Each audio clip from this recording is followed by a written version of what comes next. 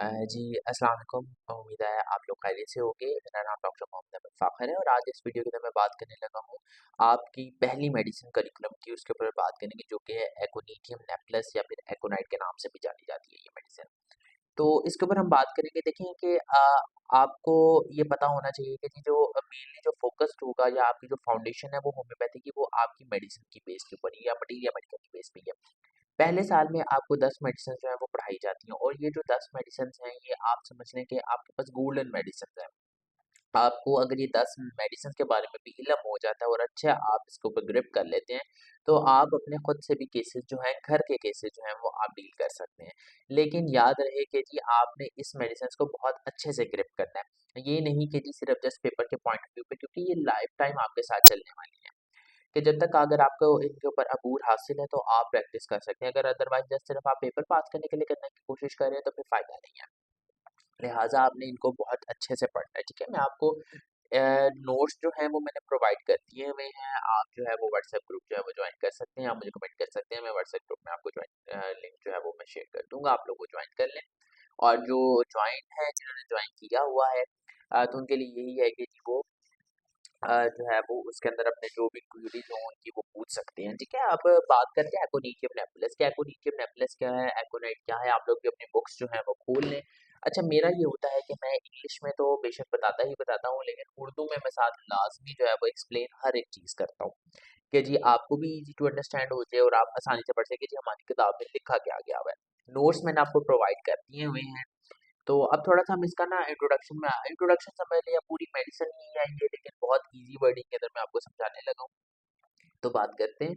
देखिए एकोनाइट क्या है? एकोनाइट ना आपके पास प्लांट किंगडम से मेडिसिन है, लेकिन ये प्लांट जो होता है वो ज़मीन में नहीं होता, वो रॉकी एरियाज़ के अंदर होता है, मतलब कि पहाड़ी इलाकों के अंदर ये प्लांट आपको मिलता है, ठीक है? एकोनिटियम नेबुलस।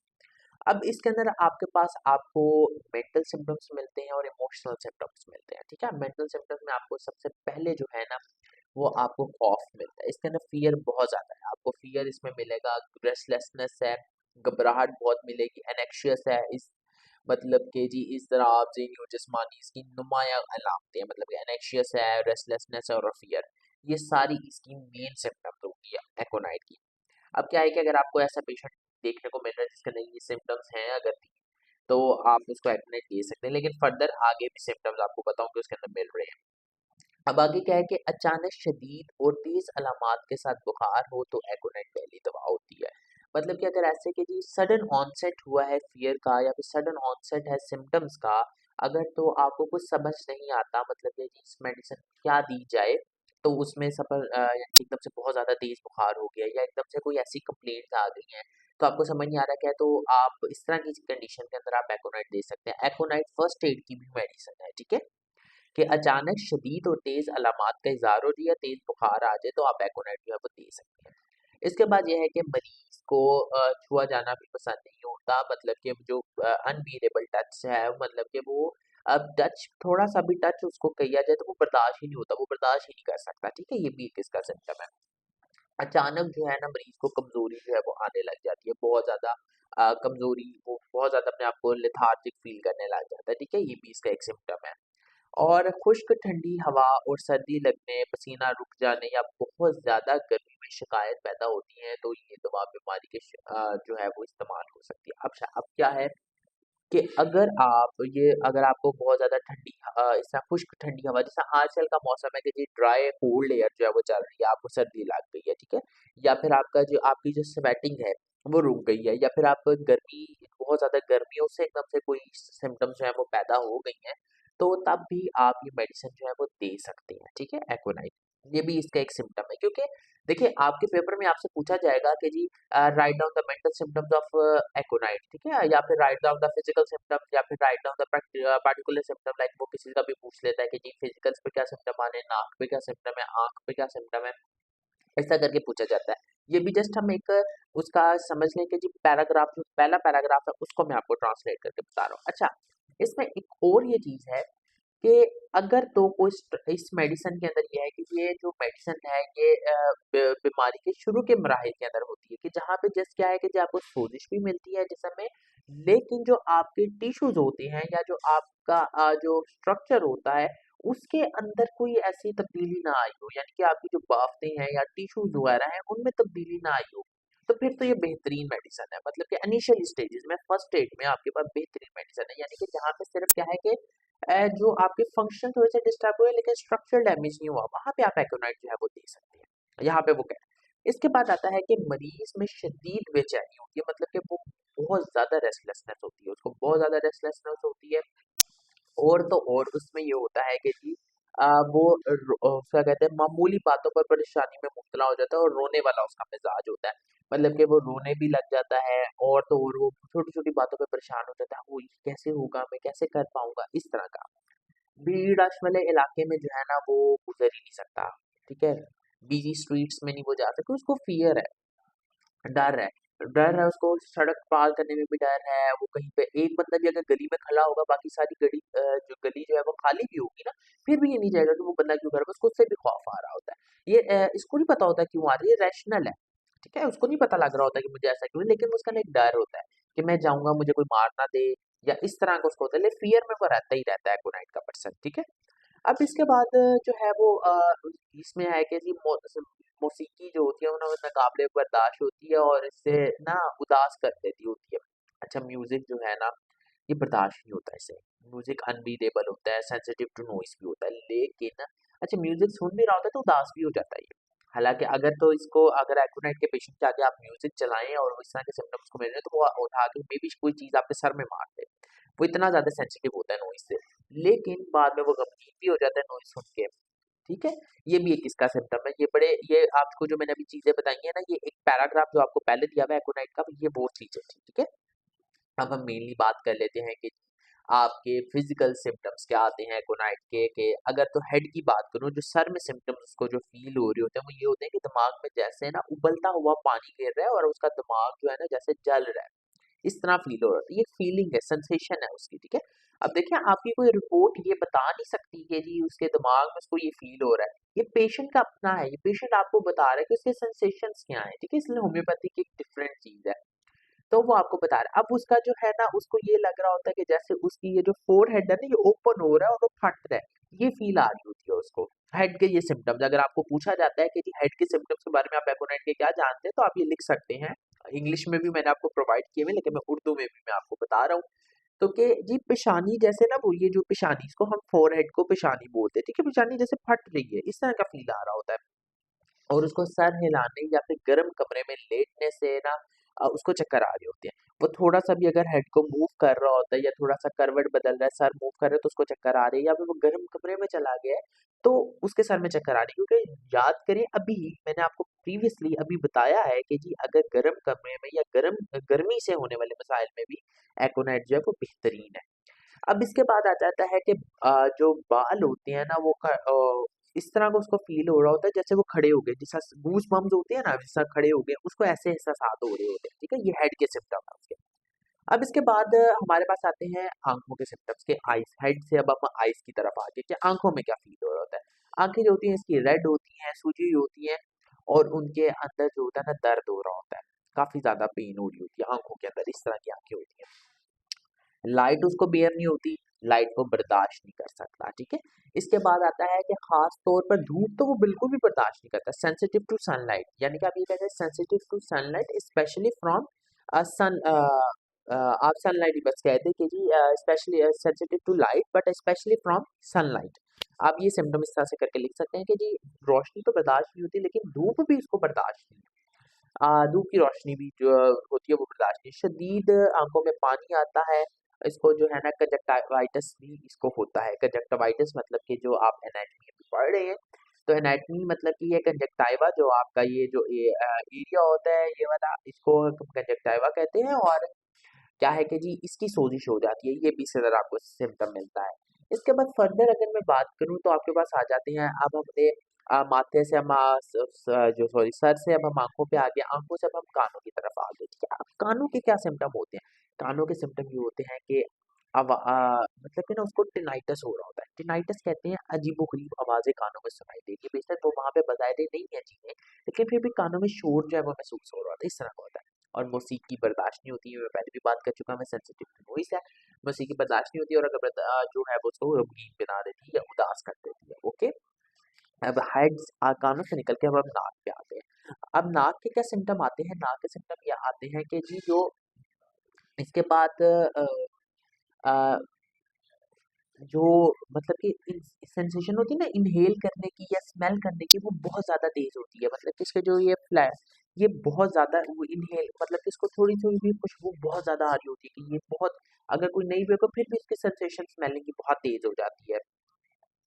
और क्या है कि जी नाक से जो है ना वो आपके पास इसके एपिस्टैक्सिस जो है वो स्टार्ट हो जाते हैं। नाक से जो है वो खून आने लगे तो ब्राइट रेड कलर का, ठीक है, याद रखें ब्राइट रेड कलर का, मतलब कि सुर्ख खून जो है वो चमकता हुआ नाक से जो है वो आने लग जाता है, ठीक है। छींकें आती हैं और नज़ला जो है ये कोराइजा, सिंपल कोराइजा इसको जो है वो हो जाता है कि कोराइजा होता है, इन्फ्लुएंजा के अंदर भी हो सकता है। कोराइजा होता है नाक से जो है वो पानी बह रहा होता है और छींकें बहुत ज़्यादा आ रही होती है, ठीक है, हो गया ये नाक के सिम्टम हो गए। अब चेहरे के क्या सिम्टम आते हैं? चेहरे के इसके पास जो सिम्टम आते हैं वो ये आते हैं कि खौफ ज़्यादा, जैसा कि उसका फियरफुल फेस होता है, लाइक वो किसी डर में है, लाइक इस तरह का उसका फेस होगा, ठीक है। परेशानी उसको फील हो रही होती है, तो परेशानी को परेशान सा, जैसा कि लाइक एनेक्शियस सा फेस और वो भी बड़ा परेशान है, ठीक है। पीला होता है और सुर्ख बदलता है, मतलब कि ना अ, कभी एक टाइम पे पीला हो जाता है, कभी एक टाइम पे सुर्ख हो जाता है, मतलब उसके कलर जो है वो चेंज हो जाते हैं, इस तरह का होता है।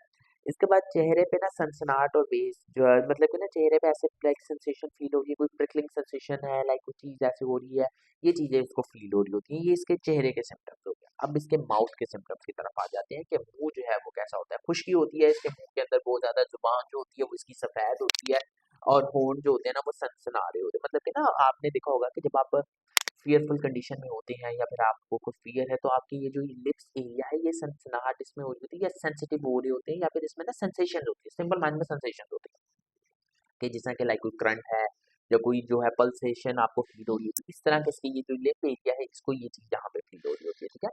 और इसका जो जायका होता है इसको कड़वा होता है, सड़ा हुआ होता है और मीठा या बदबूदार सा लाइक ऐसा सा फील हो रहा होता है। इसको जायका जो कड़वा को बिटर टेस्ट होता है, ठीक है। यानी कि एंग्यूशिया लाइक इस तरह की कंडीशन के जो उसका एब्नॉर्मल टेस्ट है माउथ का। लेकिन कैसा टेस्ट है एब्नॉर्मल माउथ? कड़वा हो सकता है या फिर सड़ा हुआ हो सकता है, जैसा कि कोई चीज़ जल गई हो और वही देख कर जो इस तरह का उसके अंदर हो सकता है। अगर मैं बात करूँ कि जी जो ठंडी हवा है, हमने बात की थी प्रीवियसली, याद करें कि कोल्ड एयर से होने वाली या और क्या है कि जी गर्म जगह पे जाने से जो या फिर फियरफुल कंडीशन के अंदर आने से जो कंप्लेंट होती है तो उसमें एकोनाइट बेस्ट है। तो इसी तरह इसमें है कि जी ठंडी हवा से दांतों में दर्द होती है। अगर ये किसी ठंडी हवा वाले जहाँ पे चल रही है कोल्ड ड्राई एयर, तो वहाँ इसके दांतों में दर्द शुरू हो जाती है। Got it? इसके बाद इसके आ जाते हैं गले के सिम्टम। अब हम माउथ से थ्रॉट की तरफ आ गए। थ्रॉट में इसका जो है वो खुश सुर्ख होता है, रेड होगा और खुश्क होता है और खराश होती है, इरिटेशन होती है इसके हालत के अंदर, ठीक है। टॉन्सिल जो होते हैं वो सूजे हुए होते हैं, खुश्क होते हैं, यानी कि इसका जवाब जो है जिसको आप सलाइवा कहते हैं, जो जो पैरोटिड ग्लैंड है ये भी इसके क्या है ड्राई, जो सिक्रीशन है वो नहीं कर पा रहे होते, ड्राई हो जाते हैं, ठीक है। इसके अंदर भी आप एकोनेट जो है वो दे सकते हैं। इसके बाद टॉन्सिल्स में बात करें तो वो सूजे हुए होते हैं। इसके बाद तो जो इसके निगलने में तकलीफ होती है, जाहिर सी बात है जो डिग्लिटेशन आपका प्रोसेस है, यानी कि जिसमें आपने निगलना है, तो वो डिस्फेजिया में कन्वर्ट हो जाता है, मतलब कि पेनफुल डिग्लिटेशन स्टार्ट हो जाती है, मतलब कि निगला ही नहीं जाता उससे, ठीक है। खाना निकलता है क्योंकि ड्राई है, लुब्रिकेट नहीं है, क्योंकि सलाइवा जो है वो लुब्रिकेट कर रहा होता है, लेकिन ड्राई हो गया, वह नहीं हो रहा तो निकलने में प्रॉब्लम हो रही है। Got it? मैं इसलिए थोड़ा सा ना आपको एनाटमी और ये सारी चीजें साथ साथ बता रहा हूँ, फंक्शन के लिए आपका फिजियो भी है, एनाटमी वाला भी, तो वो भी कवर हो जाए।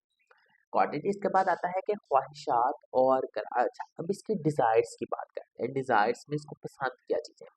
इसको देखें, जो होम्योपैथिक मेडिसिन है वो अब की नहीं, वो बहुत पहले की है, ठीक है। हमारे पास पाकिस्तान में तो चले बेशक लेटेस्ट में पहुंची, लेकिन पहले जो अंग्रेजों के दौर में थी, तो देखिए वहां पे अब इसकी जो चाहत है, जो क्योंकि जितने भी अप्रूवर्स ये आपको मिल रहे हैं, ये हेरिंग मिल रहा है, ये सारे क्या अंग्रेज ही है ना। तो अब वहाँ पे इसकी जो ख्वाहिश है ना वो है शराब नोशी की, ठीक है, लाइक वाइन है, बियर है या ब्रांडे, ये चीज़ें जो है वो पसंद करता है। इसको ठंडा पानी जो है वो पसंद है, कड़वी चीज़ें या जो है ना, और खुला जिस्म रखना इसको ज़रा पसंद है। इसके बाद नापसंदीदा चीज़ें जिनको अवर्जन है, इसको जो पसंद नहीं है, रोटी।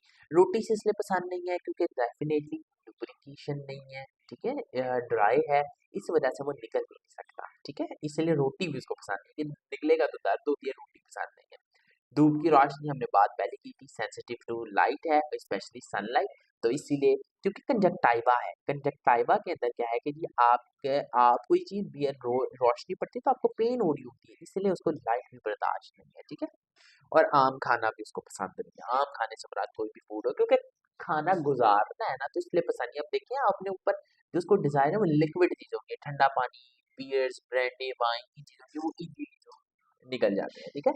अब आते हैं स्टमक के सिम्टम्स के ऊपर। स्टमक के सिम्टम्स में ये होता है कि ये भूख कम होती है, कम भूख इसको लगती है, ठीक है, पहली बात। और खाने से नफरत होती है, खाने से नफरत में रीजन बता चुका हूँ आपको। ठंडा पानी अच्छा लगता है इसको, ठंडा पानी इसको बहुत ज़्यादा पसंद आता है, मगर बर्फ वाला पानी आज होता है ना वो खांसी, इसको ठंडा पानी में, लेकिन बर्फ वाला पानी इसका होता है कि बर्फ डाल के पीजिए। एक और ऐसी मेडिसिन है इसके कंपेयर में मैं बता देता हूँ, पैराट्रामेल, उसके अंदर भी ठंडी प्यासी होती है, उसके अंदर भी ठंडा पानी मिलकर बना, मतलब बर्फ खुरच खुरच के खा रहा होता है, लाइक इस तरह का होता है। लेकिन अब क्या है कि ठंडा ठंडा पानी पीता है लेकिन उसको खांसी शुरू हो जाती है, ये कंप्लेन आ रही होती है।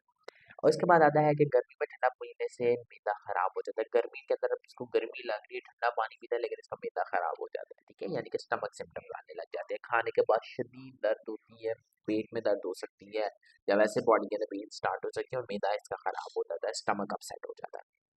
इसके बाद जो आपके पास आता है वो ये आता है कि जी उल्टी आती है, उसका कहते हैं ओढ़ना कड़वा सब्ज मादा जो है ना, जो खाना हो वो, या जैसे या कीड़े पेट गर्म एहसास हो जाओ, इस तरह से, मतलब कि ना इसको सिंपल आप इस तरह से करते हैं कि ना इसके अंदर इसको मतली होती है, हिचकी वगैरह लग जाती है, उल्टी आने लग जाती है, और ना जो है ना सब्ज मादा मतलब कि पीलियस वॉमिटिंग इसको स्टार्ट हो सकती है। इसका पेट जो होता है वो गर्म होता है, इसको जो अपना एब्डोमेन है आप इसके तो वो गर्म इसको महसूस हो रहा होता है, और इस तरह का फील होता है जैसे एब्डोमिनल डिस्टेंशन है, पेट जो है वो सूजा हुआ है, ठीक है। उसके बाद जो है ना कॉलिक, ऐसा कि सीधा नहीं हुआ जाता, इस तरह इतनी पेट में दर्द होती है इसके कि ये आगे की तरफ ही बैंड रहता है, इससे सीधा होके बैठा ही नहीं जाता, ठीक है, ये इसके स्टमक के सिम्टम है। अब आते हैं कि जी इसके स्टूल के सिम्पटम्स के बारे में। स्टूल के सिम्पटम यानी कि इसके इसहाल या फिर इसके जो पखाना वगैरह उससे रिलेटेड जो सिम्पटम्स होते हैं डेफिकेशन के, उसके ऊपर बात करते हैं कि जी बार बार कम मिकदार के अंदर जो है वो स्टूल जो है वो पास होता है, और टेनिसमस होता है, यानी कि अंदर की तरफ जो है वो खिंचाव महसूस हो रहा होता है इसको स्टूल पास करते हुए। इसके बाद जो इसका जो स्टूल होता है वो सब ग्रीन कलर का होता है, बच्चों में ज़्यादातर गर्मियों के अंदर जो बच्चों के अंदर है ना, वो ग्रीन कलर का स्टूल जो होता है वो पास हो रहा होता है। और इसके बाद आता है कि गर्म दिन और ठंडी रातों में इसहाल, मतलब कि ऐसे जो मौसम होते हैं कि दिन गर्म रातें ठंडी, उनके अंदर जो दायरा स्टार्ट हो जाता है उसके अंदर एकोनाइट बेहतरीन है। ये मौसम जो होता है जब सर्दियाँ आ रही होती हैं और जो है वो गर्मियाँ जो है वो जा रही होती हैं, ये इस तरह का मौसम होता है कि दिन में सूरज सही अपनी तपिश पे होता है और रात को जो है वो बहुत ज़्यादा सर्दी होती है। इस तरह के मौसम में अगर डायरिया हो रहा है तो उसमें एकोनाइट बेहतरीन है, ठीक है। और इसके अंदर ब्लीडिंग हेमोरॉइड्स है, मतलब कि खूनी बवासीर भी है इसके अंदर आपको मिलते हैं। इसके बाद यूरिन के सिम्टम्स में मैं बात करूँ तो यूरिन के सिम्टम्स में है कि गर्म होता है यूरिन, डेफिनेटली गर्म है क्योंकि बॉडी का टेम्परेचर लगे, लेकिन इसका एक्सेसिव गर्म होता है। इसके बाद ना रेड कलर का इसको रेड यूरिन जो है वो होता है, और जला हुआ और कम मिकदार में होता है। स्टैंग यूरिया मतलब कि रुक रुक के आ रहा है, कम होता है मिकदार के अंदर, और यानी कि ना यूरिनरी इनसफिशिएंसी या प्रीमेच्योर जो है ना ट्रिपिंग होती है कि जो कतरा कतरा करके आ रहा होता है, फ्रीक्वेंसी ठीक नहीं होती यूरिन की, या फिर बिल्कुल ही रुक जाता है, ए यूरिया हो जाता है, ठीक है, रुक ही जाता है यूरिन। और सर्दी लगने के बाद बच्चों में पेशाब रुकते हैं, अगर बच्चों के अंदर जो है वो बच्चों को सर्दी लगी और बच्चे यूरिन ही नहीं कर रहे तो तब भी एकोनाइट बेहतरीन है। अच्छा ये बात करते हैं इसके जिनसी अज़ा के बारे में कि जिसके जेनिटेलियास के ऊपर क्या होता है। अच्छा जेनिटेलियास में जो मेल के जो टेस्टिस होते हैं उनमें चोट जैसा दर्द और सूजन होती है, टेस्टिकल्स के अंदर ऐसा लगता है जैसे चोट लग गई है, तो जैसी दर्द होती है वैसी होती है, सूजन हो सकती है। खवातीन के अंदर खौफ या सदमे से हैज रुक जाए, यानी कि जिसको हम कहते हैं साइकोजेनिक एमेनोरिया है या फिर फियरफुल एमेनोरिया है, वो कंडीशन आ जाए, यानी कि उनके मेंसेस जो है वो सदमे ग्रीफ की वजह से या फिर उनके जो है वो डर वगैरह की वजह से उनके मेंसेस रुकते हैं, तो तब भी आप एकोनाइट जो है वो दे सकती हैं। ज़्यादा हैज़ नाक से भी खून, इतने ज़्यादा इसमें इसके अंदर मेटोरेजिया होता है, मतलब कि बहुत ज़्यादा जो है वो मेंसेस आ रहे होते हैं, और तो और ब्लड जो है वो नाक से भी आने लग जाता है, क्योंकि इसमें हमने नाक के सिम्टम में पढ़ा था, नाक से ब्राइट रेड खून आना एपिस्टैक्सिस, तो फीमेल के अंदर ये कंडीशन हो सकती है। इसके बाद होता है साकत का खदशा खौफ या झटके से। साकत साकत कहते हैं वैसे तो इस्तिका होता है, लफ्ज़ इस्तिका है जिसको हम अबॉर्शन कहते हैं। कि खौफ या फिर एकदम से सडन कोई शॉक आया उसकी वजह से अबॉर्शन हो जाए, तब भी एकोनाइट मेडिसिन जो है वो दे सकते हैं। या फिर ऐसी टेंडेंसी है शॉक में आके या फिर फ़ियर में आके अबॉर्शंस हो जाते हैं, मिसकैरेजेस हो सकते हैं, तो आप एकोनाइट जो है वो दे सकते हैं, ठीक है। सांस की नाली की अगर मैं बात करूँ, रेस्पिरेटरी ट्रैक आ गया। अब उसका रेस्पिरेटरी ट्रैक के अंदर इस तरह है कि जी आवाज़ जो होती है वो बैठ जाती है, और साथ में क्या है यानी कि ना लैरिंक्स साँस हो जाता है, सेंसिटिव हो जाता है लैरिंक्स, आवाज़ बिल्कुल वो बहुत ही नाइस वॉइस टोन हो जाती है उसकी।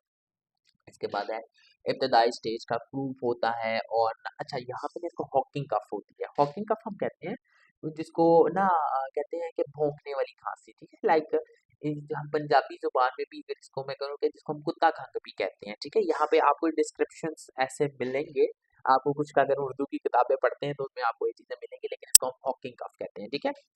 तो ये भी इसका कंडीशन आपको देखने को जो है वो मिलती है। इसके बाद खांसी में बच्चा गले को पकड़ लेता है, इतनी ज़्यादा इसको पहले ही ड्राई हुआ था और वो बच्चा जो है खांसी करने लगता है, तो फ़ौरन क्या है कि अपने हाथ से ना अपने गले को पकड़ लेता है क्योंकि दर्द हो रही है, इस तरह की कैफियत होती है।